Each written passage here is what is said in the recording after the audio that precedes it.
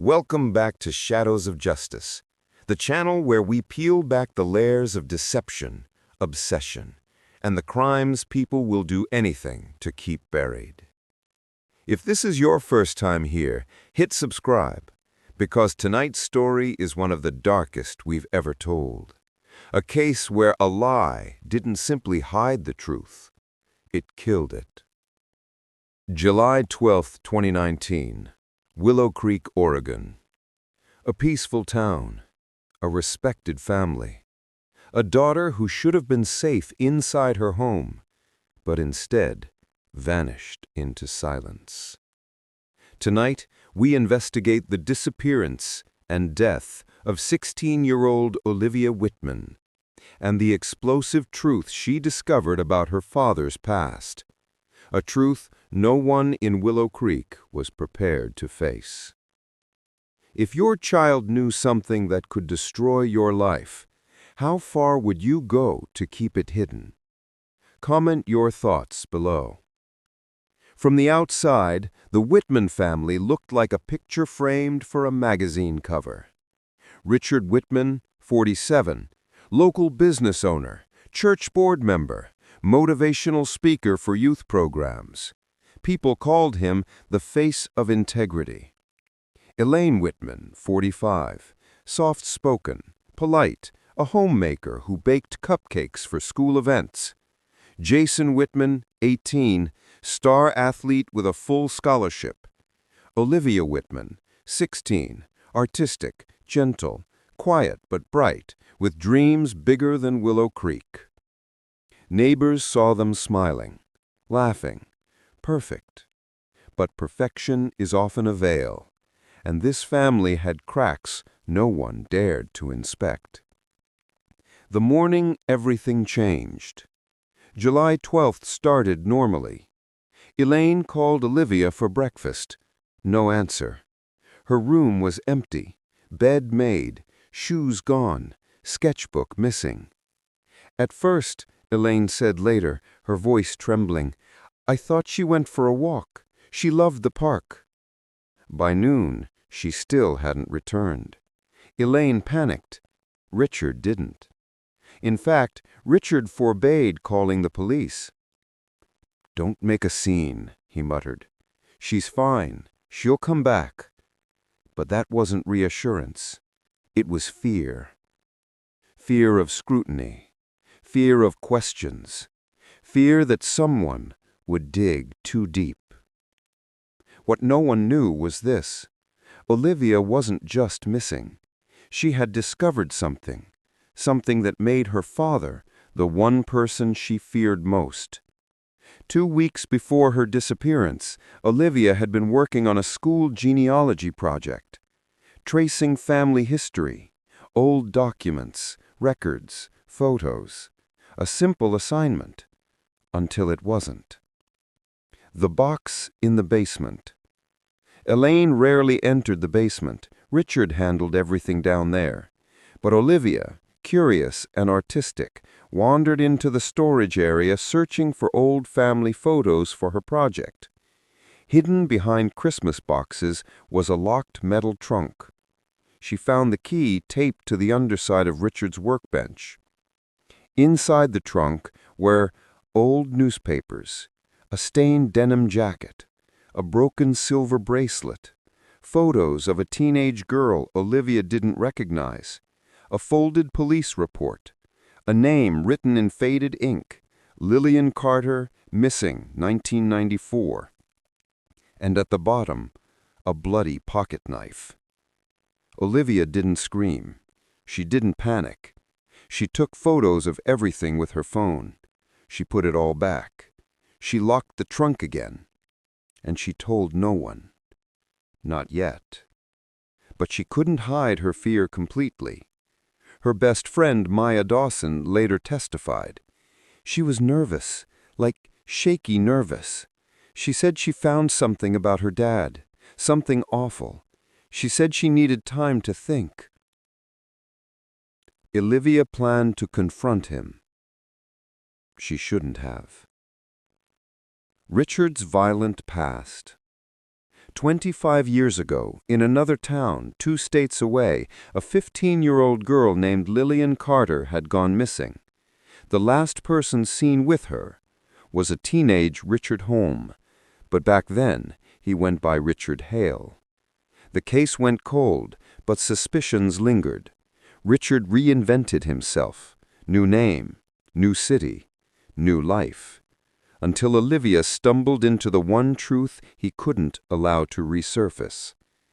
And on the morning of July 12th, she confronted her father with what she knew. What happened next sealed her fate. Detective Laura Hayes, known around Willow Creek for her sharp instincts, was assigned the case unofficially at first, only because neighbors mentioned something felt off about Richard's behavior. "It was strange," Hayes said later, her voice trembling. "Most parents of missing children are frantic. Richard seemed rehearsed, contained." The Whitman home visit. When Detective Hayes first visited the house, she noticed Elaine's hands trembling, Jason avoiding eye contact, Richard speaking for everyone, the house unusually tidy, Richard blocking the hallway leading to the basement. Hayes didn't know what the basement held, but her instincts told her something was wrong. Richard's explanation for Olivia's disappearance was flimsy. She went to visit her aunt out of town. Teenagers are unpredictable. But the aunt told police she hadn't seen Olivia in months. Strike one. Digital footprints don't lie. Richard tried to fake Olivia's presence, sent emails pretending to be her, posted on her Instagram, messaged friends from her account. But Detective Hayes noticed timestamps that didn't match Olivia's usual patterns. And Olivia's phone turned off permanently the morning she vanished.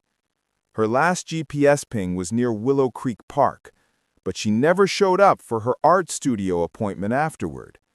Strike two. A false lead emerges. To divert suspicion, Richard pointed fingers at a man named Kyle Emerson, a local 20-year-old Olivia once spoke to at an art event. Rumors swirled. People whispered. Detective Hayes investigated. Kyle had an airtight alibi. He was in Portland on the day Olivia disappeared. Security cameras confirmed it. Strike three for Richard. Detective Hayes leaned in. Something was wrong with this family, and she intended to find it. Elaine Whitman had lived under Richard's control for nearly 20 years. She kept quiet. She obeyed. She avoided confrontation. But Olivia's disappearance shattered something inside her. 6 days after Olivia vanished, Elaine called Detective Hayes privately. She whispered into the phone, "I think my husband knows something. I think he's hiding something. Please, help me." Hayes rushed to meet her. Elaine revealed Richard told her not to call police. He insisted on cleaning Olivia's room the same day she vanished. He deleted Olivia's browsing history. He burned trash behind the shed at 2 a.m. He changed the lock to the basement the next morning. Detective Hayes realized Olivia didn't simply disappear. Someone made her disappear. The prime suspect was now clear. Detective Hayes obtained a warrant.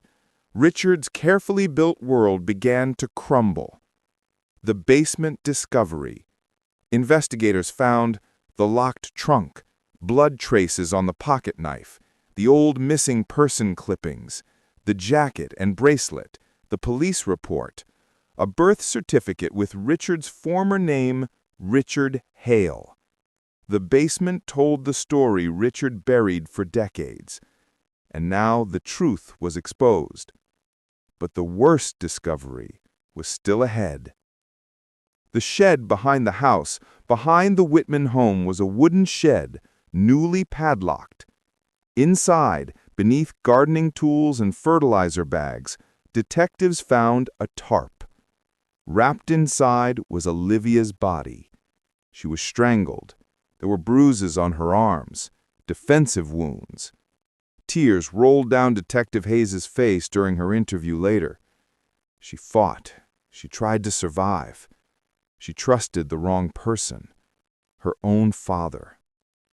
Coroners placed Olivia's time of death between 7:45 and 8:20 a.m., shortly after her confrontation with Richard that morning. Detective Hayes reconstructed the morning. Olivia confronted her father with the photos and evidence. Richard panicked, terrified his past would resurface. He tried to take her phone. Olivia refused. They argued. She threatened to go to the police. Richard snapped. A father living a lie. A daughter holding the truth. The truth won, but at a deadly cost. The courtroom was packed for Richard Whitman's trial, but the most powerful testimony came from Elaine. She revealed years of fear, years of manipulation, years of secrets she'd been too terrified to question. Olivia's friend Maya broke down as she recounted. She told me, she said, if something happens to me, it's my dad. Promise you'll tell someone. I didn't understand what she meant. But the most damning moment came when prosecutors unveiled Richard's past. His connection to Lillian Carter, the physical evidence in the trunk, his fake identity, his attempt to frame Kyle, his digital manipulation, his cover-up of Olivia's death. The jury needed only 4 hours to reach their verdict. Guilty on all counts, life in prison without parole. As Richard was escorted away, he showed no emotion, only cold calculation, the same emptiness that led him to kill twice to protect himself. Olivia's funeral was held on a cloudy afternoon. Her artwork surrounded the altar. Jason sobbed uncontrollably. Elaine could barely stand. Detective Hayes attended quietly. During an interview months later, she reflected, "Secrets don't stay buried, they rot, and sooner or later, the smell of the truth becomes impossible to ignore." Willow Creek would never forget Olivia Whitman, nor the father who took her life. This is Shadows of Justice, a reminder that evil doesn't always come from strangers. Sometimes it comes from the person sitting at your dinner table. If you found this case as chilling as we did, subscribe, share, and tell us in the comments, what would you have done if you uncovered a secret that dangerous? Stay vigilant, stay aware, and remember, justice may sleep, but it never dies.